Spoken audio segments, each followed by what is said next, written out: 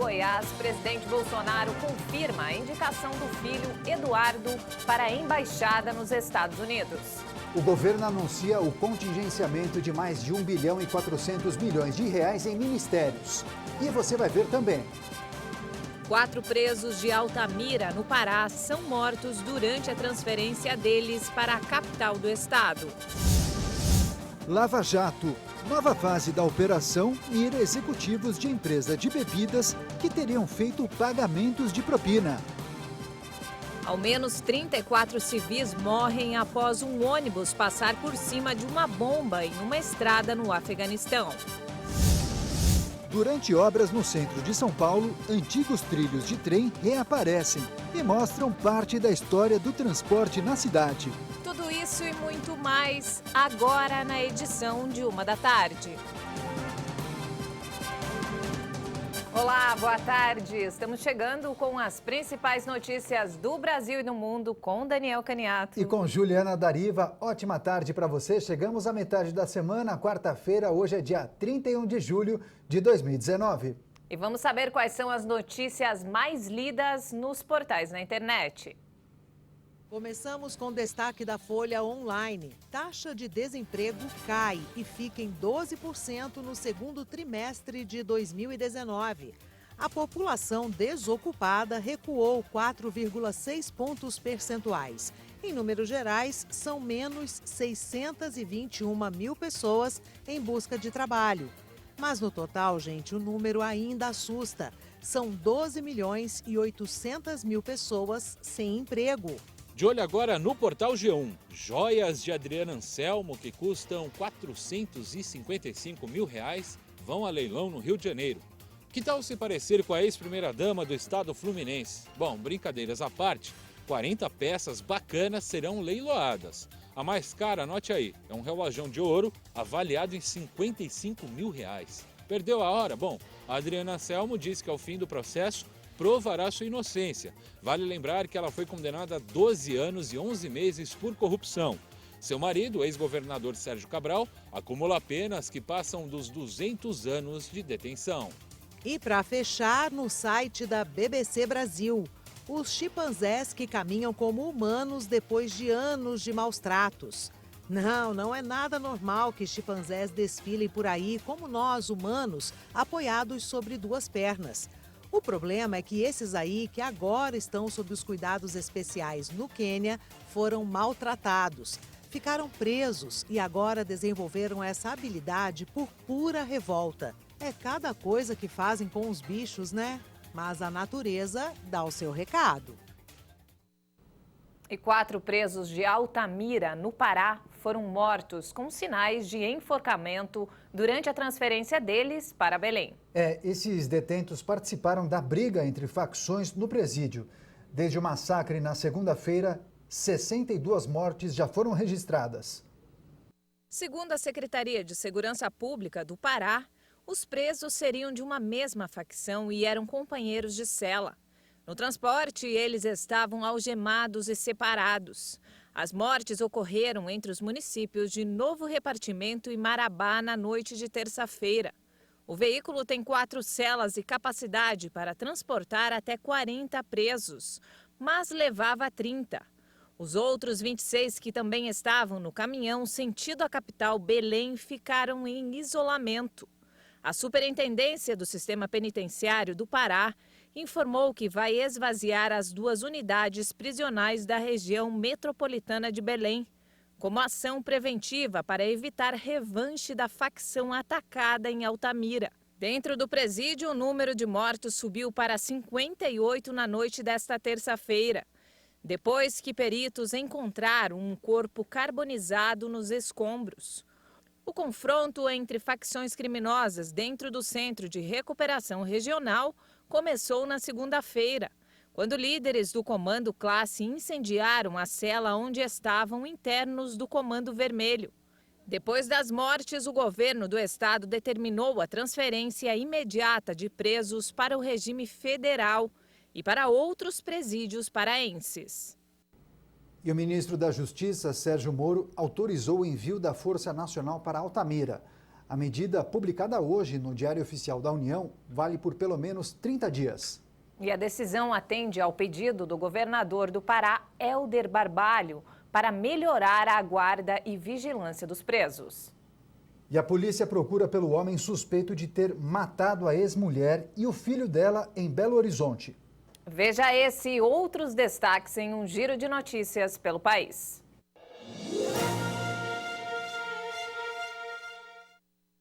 Câmeras de segurança registraram o crime. O homem atira 4 vezes em Tereza Cristina Pérez, de 44 anos, que morreu na hora. Ele também matou o filho dela, de 22 anos. A vítima tinha 3 medidas protetivas contra o ex-marido, Paulo Henrique da Rocha, e recebia ameaças constantes dele, que não aceitava o fim do relacionamento.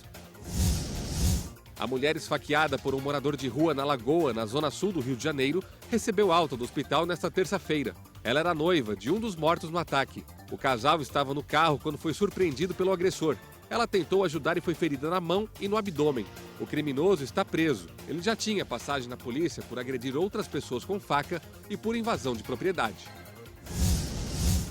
O homem que confessou executar um casal de tatuadores foi encontrado morto no presídio de Campos dos Goitacazes, no Rio de Janeiro. A causa da morte ainda não foi divulgada.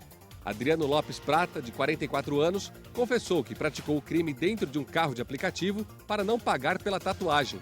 O motorista também foi atingido, mas não corre risco.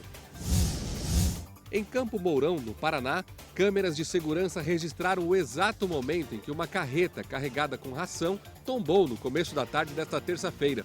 Ninguém ficou ferido. O motorista disse que perdeu o controle da direção. A carga estava sendo transportada para o Paraguai. Depois de ficar 5 anos preso, a Justiça do Ceará reconheceu a inocência de Antônio Cláudio Barbosa. Ele foi condenado por engano ao ser confundido com um criminoso que ficou conhecido como Maníaco da Moto. O verdadeiro culpado, que ainda não foi identificado, usava uma moto vermelha para abordar mulheres e as ameaçava com uma faca para cometer estupros. E a Polícia Federal deflagrou hoje de manhã a etapa de número 62 da Lava Jato. O objetivo desta fase é apurar pagamentos de propina por meio de doações eleitorais que foram realizados por executivos de uma empresa de bebidas. Entre os alvos da operação batizada Rock City estavam o presidente do Grupo Petrópolis, Walter Faria, e outros executivos. Eles teriam atuado na lavagem de cerca de 330 milhões de reais em contas fora do Brasil. Os agentes tentaram cumprir um mandado de prisão preventiva, 5 de prisão temporária e 33 mandados de busca e apreensão em 15 cidades diferentes de São Paulo, Mato Grosso do Sul, Rio de Janeiro e Minas Gerais. Os mandados judiciais foram expedidos pela 13ª Vara Federal de Curitiba, no Paraná. Segundo a investigação, a companhia Petrópolis teria auxiliado a Odebrecht a pagar propina por meio da operação Dólar Cabo. Essa ação trocava reais no Brasil por dólares em contas no exterior. Os investigadores apontam ainda que um dos suspeitos usou o programa de repatriação de recursos para trazer ao Brasil de forma ilegal 1 bilhão e 400 milhões, que foram obtidos por meio do esquema. A Polícia Federal informou que um executivo da Odebrecht contou em declaração premiada que utilizou o Grupo Petrópolis para fazer doações de campanha eleitoral para políticos entre 2008 e 2014. Estas doações resultaram em uma dívida de 120 milhões de reais da Odebrecht com o Grupo do Rio de Janeiro. Em contrapartida, a empreiteira investia em negócios da Petrópolis.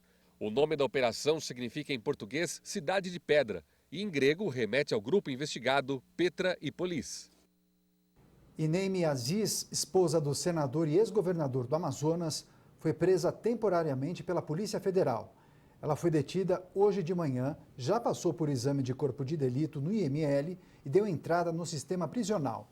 Na última prisão, em 19 de julho, Neime passou 2 noites presas, mas foi solta após um habeas corpus.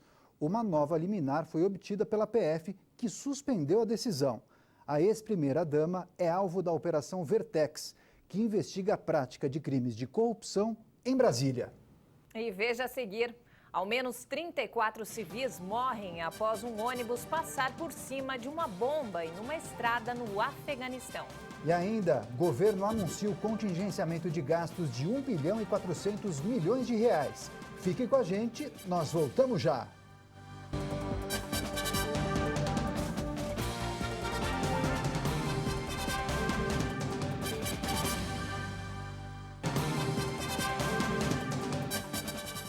Estamos de volta, 1h20. Uma ótima tarde para você. E o governo federal publicou no Diário Oficial da União um novo decreto orçamentário. E a medida detalha o contingenciamento de gastos do orçamento deste ano.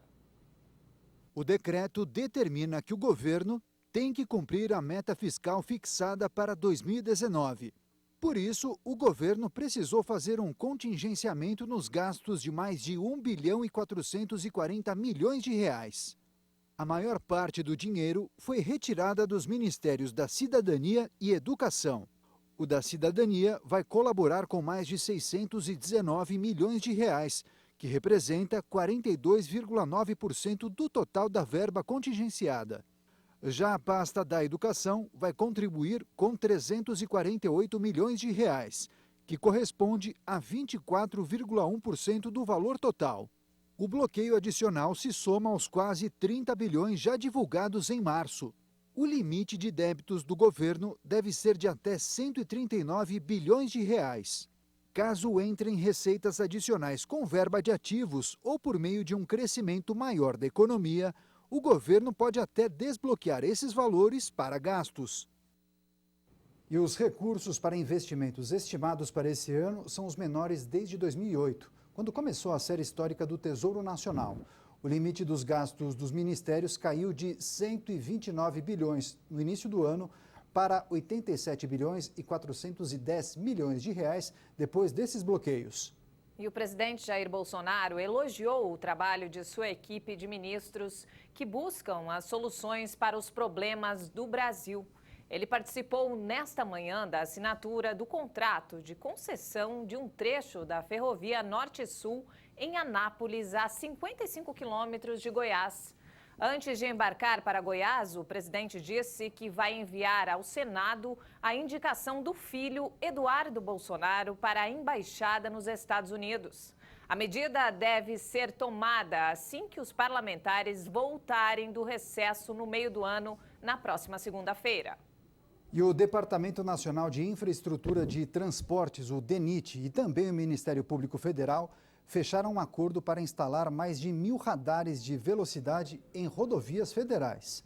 O DENIT terá 2 meses para concluir a instalação de 1.140 radares e depois também terá de fazer um estudo para analisar a necessidade de equipamentos em outros pontos das rodovias. O acordo foi fechado após uma ação do Ministério Público Federal contra a decisão do governo de suspender a instalação de novos radares em estradas federais. E 23 pessoas morreram por causa da dengue no Paraná. Veja esse e outros destaques em mais um Giro de Notícias pelo Brasil. Durante o último ciclo da doença de agosto do ano passado até julho deste ano, o estado do Paraná registrou quase 23 mil casos de dengue, enquanto no ciclo de 2017 e 2018 foram 992 casos. O aumento foi muito grande, cerca de 1000%. No ciclo anterior foram registrados 2 mortes por dengue, contra 23 agora. As campanhas no estado alertam para a importância de se eliminar os criadouros do mosquito. Em Alvorada, na região metropolitana de Porto Alegre, uma mulher foi esfaqueada ontem à noite.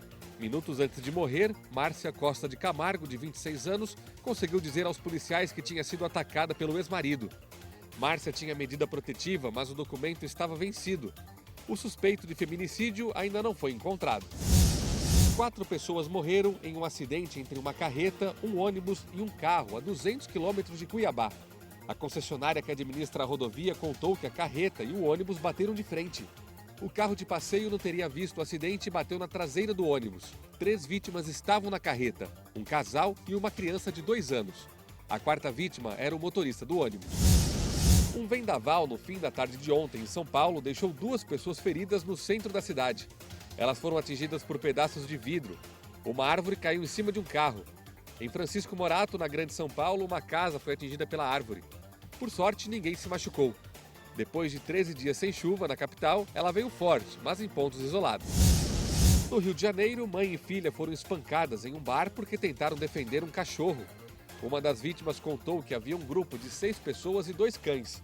Um homem enforcou um cão com a coleira e ela pediu para que ele parasse. Esse homem e uma mulher do grupo a agrediram. Quando a filha levantou para defender a mãe, também apanhou. Os agressores pagaram a conta em dinheiro e fugiram. E pelo menos 34 civis morreram e vários ficaram feridos quando um ônibus em que estavam passou por cima de uma bomba em uma estrada no Afeganistão. A maioria das vítimas eram crianças e mulheres.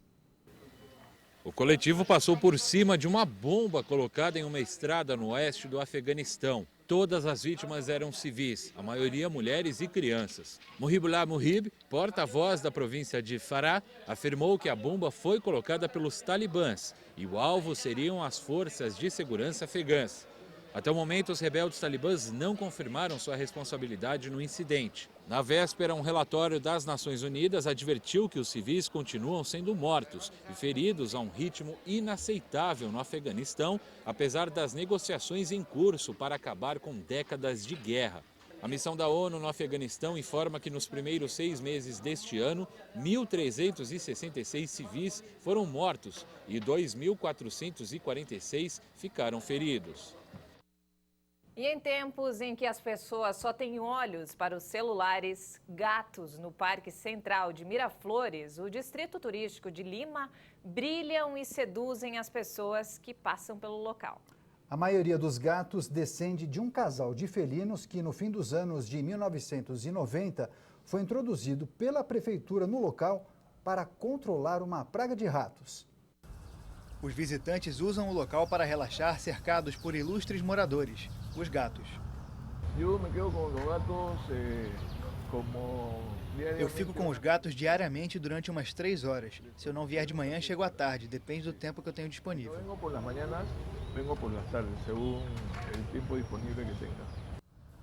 A qualquer hora do dia é possível encontrar pessoas de todas as idades brincando com os bichanos e curtindo um ronronar dos gatos.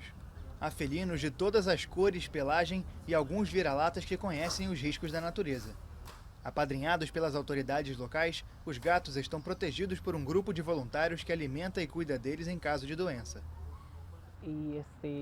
Tenho meu horário super copado, pero sí o sí eu Tenho meu horário lotado, mas venho ao parque todos os dias. Na terça-feira, conversei com meus chefes para que pudessem me liberar do serviço mais cedo para poder vir ao parque alimentar todos os gatos. Sair pouco mais temprano e poder vir ao parque e dar-lhes de comer a todos os gatos. Os gatos são já parte de Miraflores. Os gatos já fazem parte de Miraflores, doa quem doer é assim. Os turistas adoram os gatos, todo mundo senta para ler suas revistas, livros, leem com os gatos no colo porque é relaxante. Os gatos são anti-estresse. Essa paixão já é comum na Europa e nos Estados Unidos e agora chegou ao Peru. Os gatos tomaram conta do parque desde 1990, após o bairro de Miraflores utilizá-los para erradicar uma praga de ratos. Mas após o fim da missão, os felinos mostraram personalidade e mantiveram o domínio do lugar. Boa história, ponto final nessa edição. Nós agradecemos demais sua companhia e audiência. E nós voltamos amanhã às 8h30 da manhã. Uma ótima tarde para você e até lá.